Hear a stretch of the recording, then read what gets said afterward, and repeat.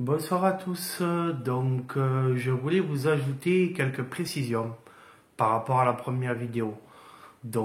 Si jamais vous avez des réticences à adopter un animal à la SPA, il faut savoir en l'occurrence que pour les chiens, si jamais vous voulez faire votre bonne action, de prendre un chien dit senior de plus de 10 ans, que la fondation 30 millions d'amis, il vous rembourse jusqu'à 600 euros sur les frais vétérinaires.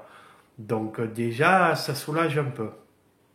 Si vous cherchez absolument un chiot ou un chaton, il y en a souvent. Il ne faut pas croire. Il y a souvent, que ce soit à l'école du chat ou à la SPA, des chiots et des chatons.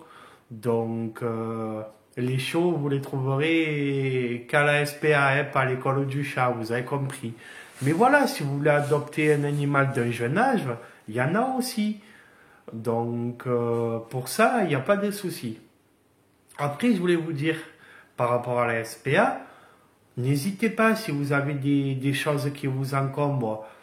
Je me comprends, mais si vous avez des fois, je sais que la SPA, ils recherchent par exemple en ce moment du gros œuvre, des agglos, des planches pour améliorer les box des animaux. Voilà, vous pouvez leur donner des croquettes, tout ça. Mais là, le point que je veux appuyer, c'est que si vous êtes bénévole à la SPA, c'est déductible des impôts, du moins en partie. Vous allez sur leur site et vous aurez toutes les informations. C'est tout bénef. Déductible des impôts. Je crois que si tu fais un don, c'est aussi déductible des impôts. Moi, quand j'ai fait bénévole, le temps de bénévole serait pu être déductible, mais ça m'intéressait pas parce que je paye pas d'impôts, et parce que je faisais pas du tout ça pour ça. Voilà.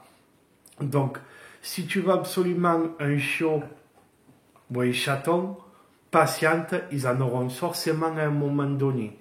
Si tu es prêt à arranger les vieux jours d'un chien d'un certain âge, ils vont t'aider quand je me suis léché les mains. Ils vont t'aider pour les frais de santé. Franchement, je trouve que c'est tout bénef. Voilà. Et en plus, ça coûte moins cher qu'en animalerie. Voilà, ça couvre même pas les frais de veto, le prix de l'adoption. Voilà. Voilà. Après, dans ma première vidéo, j'ai peut-être un peu sacralisé mon chien parce que je vous ai parlé avec mon cœur. Tout n'est pas rose avec un chien. Il faut le sortir quand il fait froid, mais ça dure 2 mois dans l'année, en tout cas chez nous dans le sud, et on se couvre bien. Même si on a un jardin, il faut le sortir dans des endroits différents.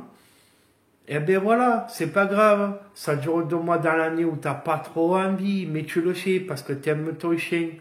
Après, si vous vous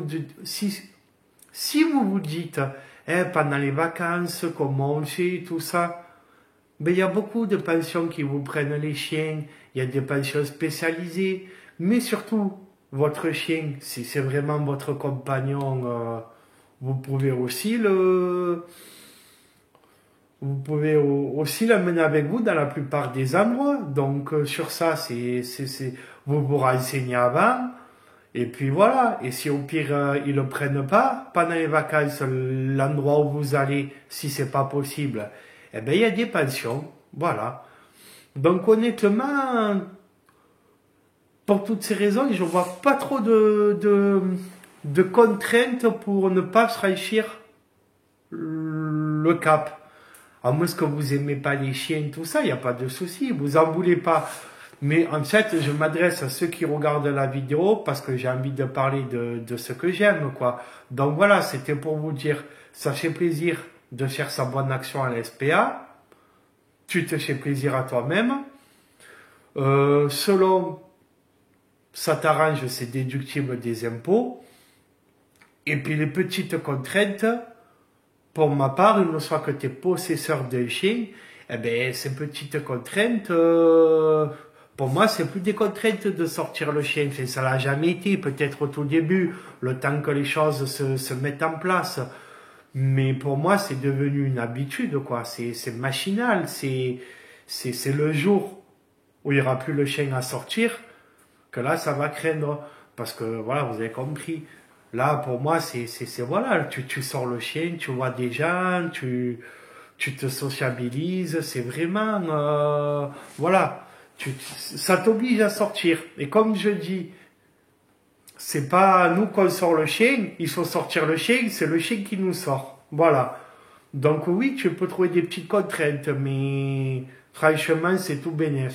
Voilà, j'ai envie de dire, ils nous le rendent plus que ce que l'on rapporte quelque part, hein, franchement, voilà. Et pour la SPA, voilà, je crois que je vous ai fait le tour. Hein. N'hésitez pas à donner du matériel, des croquettes, de votre temps, ben, le temps en plus déductible des impôts, je me répète. Alors pourquoi cet amour pour les chiens, de base pour le mien, et qui du coup me fait encore plus aimer l'espèce canine? Parce que le chien, c'est un chien, le chien c'est un animal, c'est extraordinaire. Hein. Les chiens d'utilité, t'as les chiens d'aveugle, de non-voyants, c'est quand même, c'est tes yeux au sens propre. Je vais abréger, sinon ça va être long. Le chien de berger, pour les troupeaux, mais franchement, c'est le chien à lui seul, il se gère des centaines de têtes que l'être humain ne pourrait pas faire sans. Le chien de chasse, qui va te chercher le gibier. T'as le chien truffier, le chien avec son odorat surdéveloppé, il te récupère des machins comme ça qui coûtent je sais pas combien le kilo. Voilà. T'as le chien de police. Le chien de police, il te détecte la drogue, il te détecte les explosifs, il te protège, c'est impressionnant tout ça. Donc il y a aussi le maître chien. Le chien de garde, c'est le chien de compagnie, mais qui fait en plus office de chien de garde, qui te garde à la maison, qui peut aussi te protéger tes enfants, tout ça. C'est vraiment multifonction. Est-ce que je t'ai tout dit dans ma liste? Le chien de chasse, le maître chien? Non, c'est impressionnant. Voilà, là j'ai noté. Je parle spontanément, mais il y aurait tellement à dire. Voilà, pour moi, le chien, c'est un animal extraordinaire. Voilà. Là, c'était pour les utilités, vraiment, pour nous, on en a besoin. On en a besoin, là, c'est le côté pratique, pour la chasse, pour les non-voyants, voilà. Mais après, des fois, c'est prouvé que le chien, ça te sert aussi, ça te détecte des maladies, ça te détecterait des cancers avant même les machines les plus perfectionnées. Donc, ça te détecte aussi d'autres maladies. Je ne vais pas rentrer dans la liste, je me suis renseigné sur Internet. Mais grâce à son odorat et à ses facultés beaucoup plus développées que nous, c'est impressionnant, quoi, tous les bienfaits que ça peut avoir. Mais sur les bienfaits personnels, ça c'est vraiment prouvé scientifiquement, c'est que ça t'apaise, ça fait diminuer la tension artérielle. Et il y a plein d'autres bienfaits comme ça. Bien sûr, ça t'oblige à faire du sport et à sortir plus que d'habitude, parce que tu marches et tout. Donc vraiment, les bienfaits, ce que je veux te dire, c'est que les bienfaits, ils sont beaucoup plus importants que les éventuels points négatifs. Ces points négatifs qui, pour moi, n'en sont pas un fait. Ces points négatifs, c'est contrainte, voilà. Pour moi, c'est pas une contrainte de le sortir, mais c'est un plaisir.